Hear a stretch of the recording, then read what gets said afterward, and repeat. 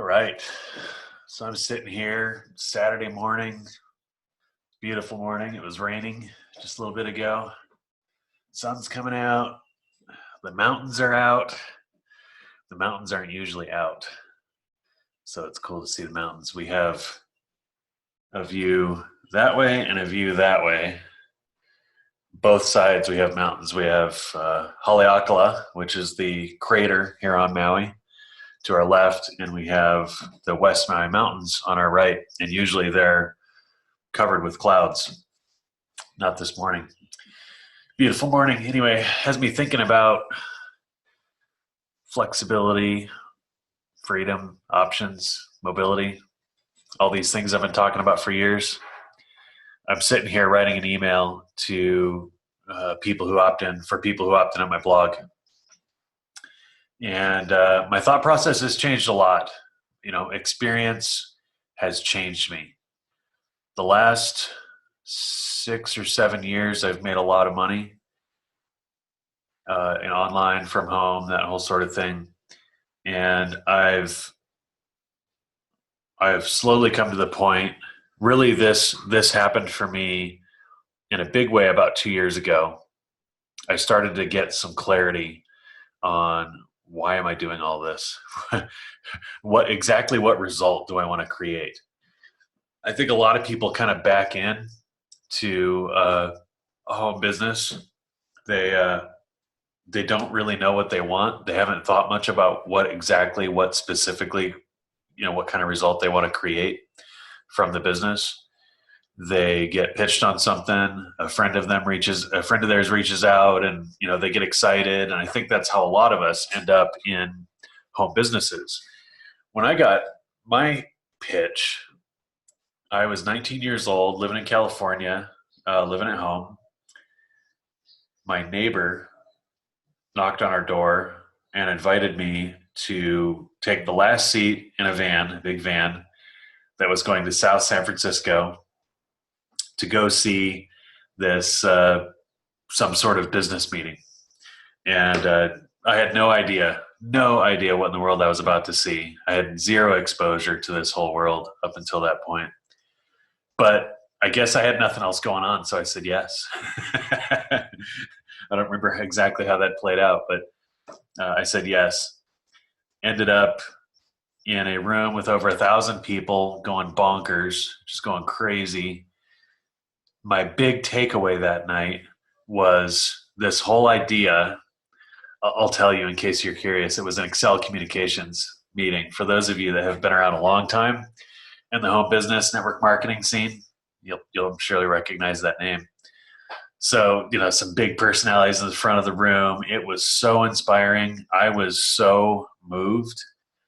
And the key concept that grabbed my attention and shook me to my core and changed the rest of my life to this point was this conversation around residual income. This idea, and the way they posed, the way they framed this, was work really hard for 3 to 5 years and then be done. You just get paid like clockwork, month in, month out, for years and years and years. The implication was for the rest of your life.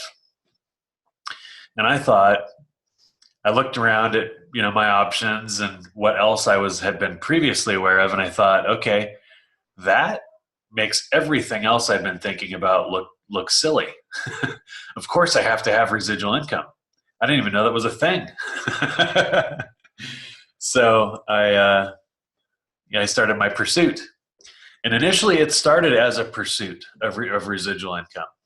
I was with Excel Communications for 4.5 years. I made the second highest rank in the company. Eventually it was a ton of work, a lot of grinding.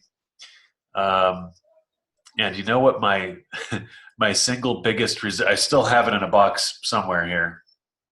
My single biggest residual check that I ever received from Excel Communications. I got a letter from Kenny Trout, the CEO at the time. I don't remember when this was. This would have been 1999 or 2000, something like that. I got a letter, like a FedEx overnight thing with some recognition and stuff. And I was excited about that. It was very gratifying. And I was recognized as one of the top 300 income earners in that company. And they had over 1 million reps. I was shocked, not in a good way. I had this childish, naive idea that this company, this amazing company, had so many monstrous income earners that there's just no way I would ever crack those ranks, those top 300 earners. Are you kidding me? No way. So I got that letter and it really sobered me. I looked, in that letter was my check, my monthly residual, my weekly bonus. And I looked at these checks and I ended up copying the residual check because for mixed reasons. It was my single biggest residual check I'd ever gotten, number one. And it came in the letter that notified me I was in the top 300 income earners of this big company with over 1 million reps. My residual check was about $150 for the month. And that taste of residual income was not enough to satisfy me. Once I realized once it finally sunk in, okay, this is this isn't really getting me anywhere here. I started looking at other options, and that began, and actually Excel Communications went bankrupt and a bunch of drama happened, and I left during that time. I moved on. I went into other network marketing type mostly, and I just did some affiliate marketing, some internet marketing and stuff. Long story short, that began 20 plus years of this pursuit. And I lost sight of residual income. It became more about survival for a while than anything. And I wasn't thinking so much about residual. I was thinking more about, what could I market to go make sure that we can eat next week? So I went my way and did that. So about 2 years ago, after tons of experience building, pretty significant organizations in multiple places, I finally came back to center and I went, why am I doing all this stuff? Why am I putting myself through this torture? And the clarity for me came from remembering what triggered me so big in the first place. And it's residual income. So I would encourage you to think hard about this. My home business friends, think hard about this. Why are you doing what you're doing? I see a lot of people in different business models, and some business models are they're not conducive at all to creating any real residual income. And maybe we should start by defining residual. How do you define residual? Different companies, different groups, different people define it different ways. For me, I've seen, I have friends in insurance who get annual residual income when policies are renewed and things like that. I have friends I know that are on some sort of biannual or quarterly residual with different kinds of work and pursuits that they've got going on. The most common residual pitched in network marketing circles is this month after month after month. You build this and you are done. That's usually basically the pitch. Well, to get relentless monthly residual income it's like catching a magical unicorn. It just doesn't happen. You just don't see it happening. A lot of people talk about it. A lot of people pretend they have it. A lot of people act as if they have it on social media. They make sure you see their good side, and I like to see people's good side. I don't mean to bash that. I guess I'm just trying to make the point that what you may think you're seeing around you in the home business neighborhood, it's not what it seems. I've made a lot of money the last few years, and in the midst of that had literally almost zero residual income, almost none. So I would encourage you to get clear and reframe your thinking. Look hard again at, if you've ever looked hard at it. Like for a long time, I just hadn't looked hard at it. Look hard at what you're doing. Look hard at the business model and ask some basic questions. Like forget about due diligence. In one of my recent videos, I talked about due diligence. I think a lot of us internet marketers, network marketers, MLMers, we get caught up in this silly due diligence ritual where it feels like background on the owner and is the comp plan patented, and what's the product story, what's the history there, what's the medical documentation, if there is any, the science, the studies. We get caught up in all that stuff, and that's like the surface level stuff. That stuff matters. It matters, but it matters a lot less than what is the business model. So I'll give you a couple examples, and then I'll wrap this up. So I see a lot of, they strike me, I don't know if this is technically what they're called, but it's like a party plan kind of a business model, where, and my wife loves these. My wife spends money with these people. I don't have a problem with these people pursuing their passions. It's awesome. I love seeing it. I love entrepreneurs. I want to be really clear. I want to be encouraging and useful and helpful for my friends.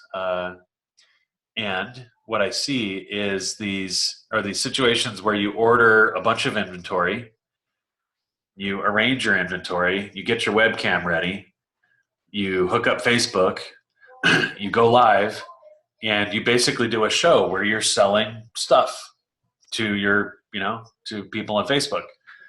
Cool. Okay. My wife buys stuff like that all the time. Almost impossible to build any kind of residual income with that kind of a business model. That kind of a business model is great if you like organizing things, if you enjoy having inventory, if you enjoy selling, if you enjoy pitching, if you enjoy talking with people, if you enjoy collecting money and handling deliveries, going to the post office or UPS and getting everything mailed. If you enjoy those kinds of things, great, have at it. But don't be disillusioned into thinking or believing that what you're doing has any likelihood at all of creating retirement style, 2, 3, 4, 5, 10 years down the road, month after month, checks coming in. It's not. It won't happen. All of those party plan models are hinged on these parties or these shows. And as long as people in your network are doing shows and people are buying, you'll have some override income. But the second people stop working, right? The second people stop doing shows in most of these business models, you're done. Your income's gone. There's these other business models in network marketing where you have an auto ship or a subscription. And that's a really, really common business model in network marketing. You've got, I can think of 3 or 4 really hot companies right now getting a lot of attention. CBD oil is hot. HGH gel is hot. And there are more. But those are 2 of the real hot ones. I look at those, and again, I don't have any ill will against anybody pursuing their dreams at those kind of companies or at those companies. I'm just kind of standing outside looking in at these business models going, okay, this hot stuff, I've chased hot before, and it didn't get me anywhere. just like a top level observation. I've been there, done that, and I've ended up starting over repeatedly in my pursuit of this home business stuff. So what's wrong with the Hgh model? What's wrong with the CBD businesses? What's wrong, in my opinion, in my experience, it's a few things. Typically, they're undercapitalized. They're poorly managed. Typically, they're run by MLMers, and MLMers have a terrible history of business administration and actually piloting, steering a consistently growing corporation. If corporate doesn't have their act together, we in the field do not have a shot. It's inevitably going to, a lot of them are doing this, and then that familiar pattern of peak, plateau, crash. Right? That happens. We see that. If you've been around home business long at all, you've seen that happen over and over again. So that's my prediction for what will happen with the HGH stuff, gel, and the CBD businesses. I think in a lot of cases the products are phenomenal. It's not a product issue.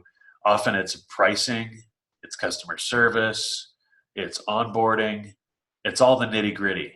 It's all the little details. If they get all the little details right, but the price isn't right, and now regular people's budgets are being changed, people are buying stuff they never used to buy before, and the prices are kind of high, they don't really compete with they don't compete on price in the open marketplace. That's how a lot of MLMs behave. They just can't compete on price. So, they recruit an army of us to get us to go in there, and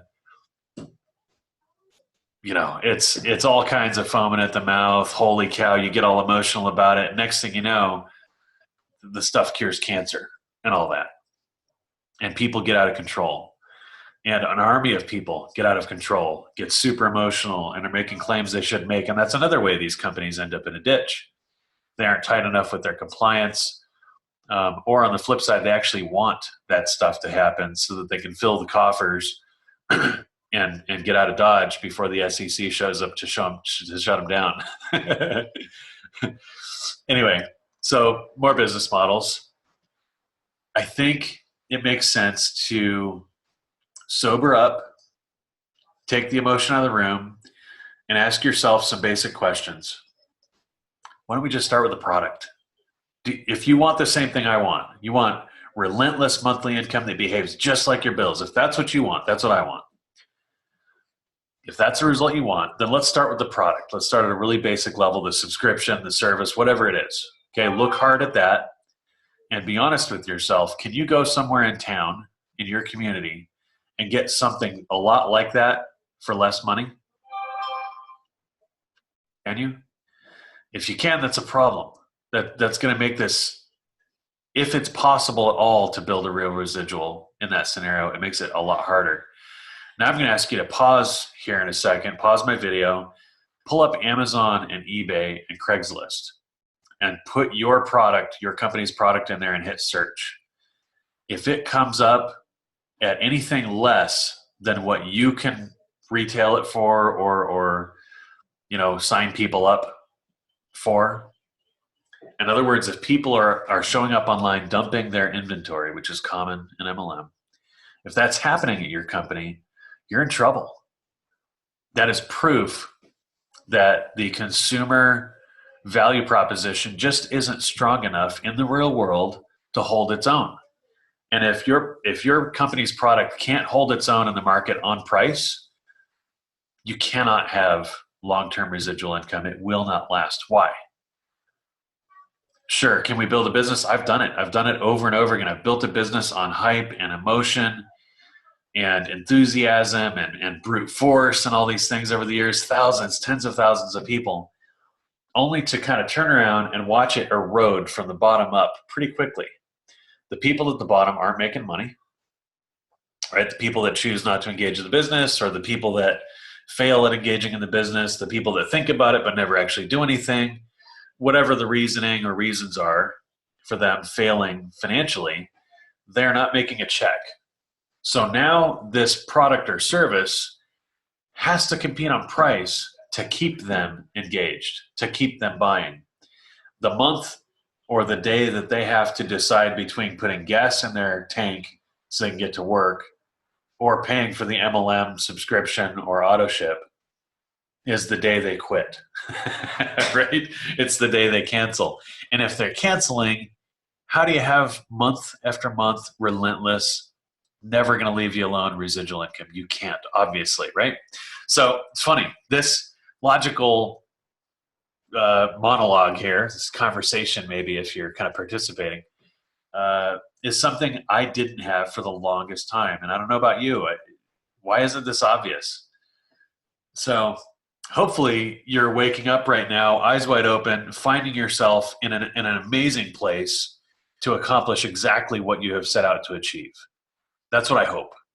I'm afraid a lot of us, if we are honest, we open our eyes and we look at what we're doing, or maybe at what we're thinking about doing, you're going, actually, yeah, the business model doesn't make all that much sense. If you drop the enthusiasm, the emotion, and those things, you strip it bare, you look at just the logic, the common sense, if there is any common sense in the business model. That's what I would encourage you to do. We're all going to wake up and work tomorrow and next week and next month and next year anyway, right? I think the question that maybe we should be asking ourselves is the work I do today, tomorrow, next week, next month, is it going to still be serving me next year, 5 years, 10 years, 20 years down the road? There are ways to do that. I'm doing that. That's how I spend my time. So I think I'm going to go enjoy my Saturday. I hope this was useful. I hope this helps you. I will talk more on these topics. You won't see me publicly revealing what I do. That's not how I do business. If you'd like to talk like directly about this stuff, hop on to, if you're not already on my email list, you'll see my blog link in the description below. You can opt in there and then just shoot me a reply. It may take me a couple days, but I do reply to everybody. And believe it or not, I hop on the phone. I'm happy to, if you're serious, tell me a little bit about who you are and what you're up to and what you're thinking about. And I'd be happy to spend a little time if you think that would add value. So, all right, I will see you guys around. Take care.